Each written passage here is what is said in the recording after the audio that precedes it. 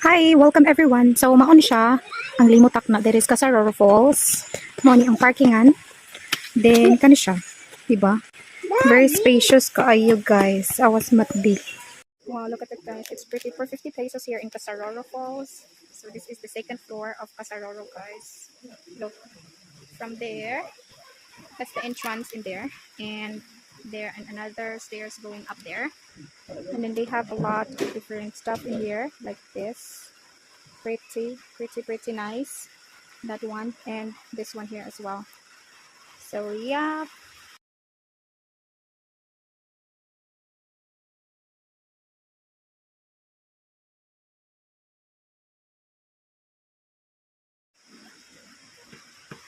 that's the stairs. Okay, so we're here at Casaroro third floor. See that?